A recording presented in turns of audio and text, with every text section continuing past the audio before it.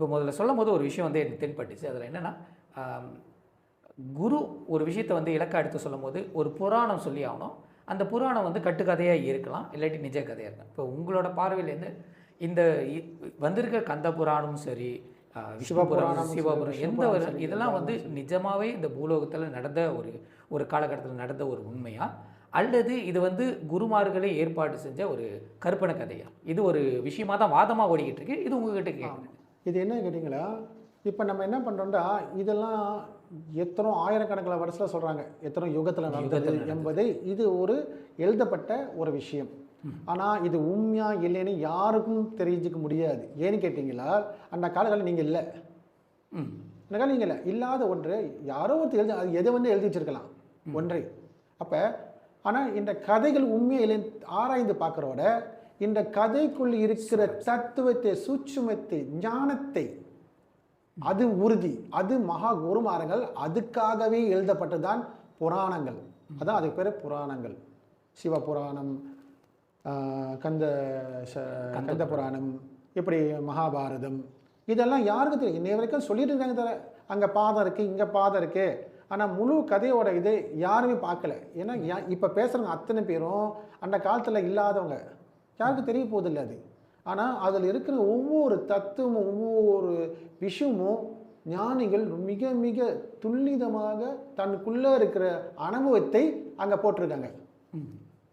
அப்ப நம்ம அது இருக்கா இல்லைன்னு ஆராய்ந்து பார்க்கிறோட, அதுல சொல்லப்பட்ட விஷயத்தை உங்களுக்கு எந்த அளவுக்கு புரிதலுக்கு வருது? அதுதான் குரு அவசியம். இந்த ஒரு மகாபாரத்தையே நம்ம போதிக்க ஆரம்பிச்சாலே ஒரு ஒரு ஒரு சாதாரண மனிதன் அவன் பிரம்ம ஞானி ஆயிடுவான். சரியான போதனையும் மகாபாரத்தையும், அதாவது பகவத்கீதையா இருக்கட்டும், மகாபாரத வரை இது நடக்கிற விஷயத்த பகவத்கீதையா கொடுக்கப்பட்டிருக்கு போதனையா.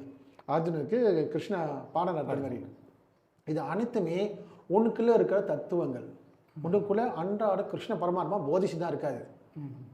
தன்னோட ஜீவனுக்கு சதா காலமும் கிருஷ்ண பரமாத்மா அங்க என்ன வந்திருக்காரு, தேரோட்டியா வந்து குருவாக நிற்கிறாரு தன்னோட சீடனுக்கு. சீடருக்கு. அவரை பத்தி படிக்கிற அந்த புராணத்தை பற்றி கீதையை படிக்கும்போது கிருஷ்ண தன்னை- பரமாத்மாவே நீங்க போதிக்கிறார். பகவத்கீதை படிக்கிறீங்க, நீங்க தன்னை தானே படிக்கிறீங்க. பகவத்கீதையில சொல்லப்பட்ட அனைத்து விஷயமும் என்னவா இருக்கு? மனதை, ஞானத்தை, யோகத்தை, இதுதான் நான் போதிச்சிருக்காரு. நல்லா கவனிச்சிங்கன்னா உங்களுக்கு தெரிய வரும். பிறகு என்ன சொல்றாரு, இங்க எதையுமே உன்னோட இல்லைன்னு சொல்லிட்டாரு கடைசியில. எதையும் கொண்டு வரல, எதையும் உன்னோட எதையும் கொண்டு வரல. எது இங்க உன்னோட இங்க இது. எதுவுமே இங்க எதுவுமே நீ கொல்லல, எதுவும் நீ செய்யல. இந்த கொண்டவனே நான் தான், வேண்டவன் நான். இங்க எதுவுமே இல்லை, எல்லாமே நானாவே இருக்கின்றேன். அந்த முழு தத்துவத்தை இங்க பிரம்ம ஞானத்தை போதிக்கிறார் ஒரு கடைசியா. இங்க இருக்கிற ஆத்மா ஸ்வரூபம் மட்டுமே தான்டா, வேற எதுவுமே. அந்த ஆத்மா தான் நான் தான் தான் அந்த பரமாத்மாவே. தன்னை தெளிவா சொல்றாரு. இங்க நீ ஒன்று இல்லை. இங்க நீ என்பது சொல்வது அகங்காரம், நான் என்பது சொல்வது ஒரு அகங்காரம், நீ நான் என்பது சொல்வது ஒரு அகங்காரம். இந்த அகங்காரத்தினால தான் இந்த மகாபாரதமே நடந்துட்டு இருக்கு. இந்த போருக்கு நடக்கிற காரணமே அகங்காரத்தினால தான். மனிதன் அதனால தான் எல்லா ஞானிகளும், புத்தரிலிருந்து பல ஞானிகள், சித்தர்கள், யோகம் எல்லாமே இந்த சரியக்கிரி ஞான யோகம் எது கேட்டீங்களா, இந்த ஆணவத்தை அழிக்கதான். ஒரு மனிதனோட ஆணவத்தை, அகங்காரத்தை அழிக்கதான் இந்த 4 படிகள்.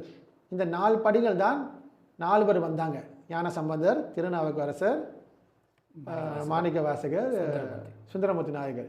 இவங்க 4 பேரும் 4 படிகள். நம்ம அவங்கள தனியா ஒரு உருவமா பார்க்குறோம். 4 பேர் 4 அவங்க சிலையை வச்சு கும்பிட்டு இருக்கோம். அவங்க சிலையை வச்சு கும்பிட சொல்ல யாருமே. இந்த 4 பேர் சிலையை வச்சு கும்பிட தேவையில்லை. இந்த 4 பேரும் 4 படித்தலங்கள். உன்னோட சரிய வழிபாடு, உன்னோட கிரிய வழிபாடு போதிக்க வந்திருக்காங்க. உன்னோட ஞானத்தை போதிக்காங்க, யோக நெறிய போதிக்க வந்திருக்காங்க. அதில் மாணிக்க வாசகர் அவர் ஞான நெறிய கற்றுக் கொடுக்க வந்திருக்காரு. அதான் ராமலிங்க சுவாமிகள் வள்ளலாறு அவரோட மகா குரு யாரு கேட்டால் மாணிக்க வாசகர்.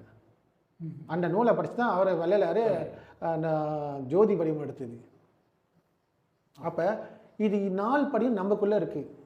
நீ எந்த படியில் இருக்க, அந்த படியிலேருந்து அடுத்த மேல் படிக்க போகிறதுக்கு வழியை தேடணும். அதுக்கு ஒரு குரு மிக மிக அவசியம்.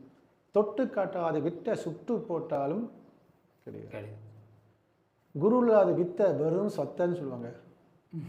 ஏன்னா ஒரு குரு தான் அதோட சூட்சும நுணுக்கங்கள். நீ எப்படி இது கடந்து போகலாம் அந்த பாலத்தை, இல்லாட்டி உனக்கு ஒன்று இந்த பாலத்தை தாண்டி போதும் வழி தெரியாது.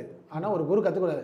இப்படி ஒரு பலகையை செய்ய, இப்படி இருக்க வெட்டு, இப்படி செய்ய, இப்படி செஞ்சு இப்படி போட்டு இது பாலம் ஆயிரும், இதுக்கு மேலே நடந்து சுலபமாக போகலாம், பாதுகாப்போடு போகலான்னு சொல்லி காட்டுறது குரு. இல்லாட்டி அந்த சீடனுக்கு தெரிய போதில்லை, அந்த மாணவருக்கு தெரிய போதில்லை எப்படி கிடக்கிறது, அப்படியே அங்கேயே உட்காந்துருவான். அந்த மாதிரி தான் நம் மக்களில் இன்றைக்கி நிறைய பேர் சரியான போதகரும் குரு அமையாததுனால எல்லாம் இருக்கிற இடத்துல நின்றுட்டாங்க, அறியாமலேயே உட்காந்துருக்காங்க. நின்றுட்டாங்க பொருள் என்ன கேட்டிங்களா, அறியாமலே நின்றுட்டாங்க, எதுவுமே தெரியாமலே கடைசியாக தன் யார் எதுக்கு வந்தவங்க என்ன பண்ணிட்டு இருக்கோம், ஏன் இந்த கர்மா உருவாகிட்டு இருக்கு. ஒரு எண்ணம் வருது, அந்த எண்ணம் படி வேலை செஞ்சுட்டு போயிட்டு இருக்கோம். ஏன் அந்த எண்ணத்தை நின்று நிதானித்து அதை உணர்ந்து இந்த எண்ணம் தேவைதானா இல்லை தேவை இல்லைன்னு அந்த நிதானம் அவங்களுக்கு இல்லை. அந்த நிதானம் வர வைக்கிறது தான் தியானம். அதான் அடிப்படை தியானம் அவசியம். அதுதான் ஆசிரம வழிபாட்டு, இந்த மாதிரி குரு வழிபாட்டு.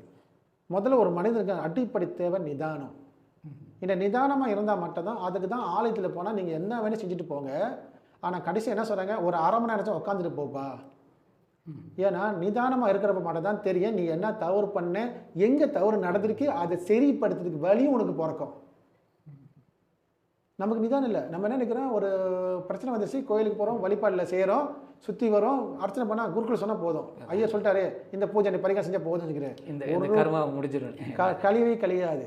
உன் கர்மா நீ தான் கழுவ முடியும். உன் வீட்டை நீ தான் கழுவ தவிர உனக்கு இன்னொருத்த வந்து கழுவ மாட்டான். ஆமாம் தானேயா? அது வந்து மனசை வந்து நம்மளே ஏமாற்றிக்கிற மாதிரி இருக்கா, நம்மளே ஏமாற்றிட்டு இருக்கோம். உண்மை அதான். இதுக்கு காரணம் சோம்பேறி, சோம்பல் தான் இதுக்கு காரணம். காசு கொடுத்தா அவன் செஞ்சிருவான், காசு கொடுத்தா பால் அபிஷேகம் அவர் பண்ணிடுவார். இப்போ அதுவும் யாரும் செய்யலை. பணத்தை கொடுத்துட்டு நாளைக்கு ஒரு வாரத்துக்கு அபிஷேகம் பண்ணி என் பேரில் அர்ச்சனை பண்ணி சொல்கிறாங்க. அதுக்கு போய் நின்று பார்க்கறது கூட தகுதி இல்லாமல் இருக்காங்க. இப்போ டைம் இல்லை சொல்லிட்டு இருக்காங்க. அது காரணம் காட்டுறாங்க. எல்லாம் பிஸியாக இருக்காங்க. எல்லாம் பிஸி. பணம் தேடுறதுக்கு காரணம் காட்டல, சாப்பிட்றதுக்கு காரணம் காட்டல, சுற்றி பார்க்க காரணம் காட்டல. ஆனால் தனக்காக தெய்வத்தை வணங்கத்துக்காக காரணம் காட்டுறோம். இதோட பெரிய அறியாமல் என்ன சொல்லுவது? இதுதானே சோம்பல். இந்த சோம்பல் தான் ஒரு மனிதனுக்கு பல பிரச்சனை காரணம்.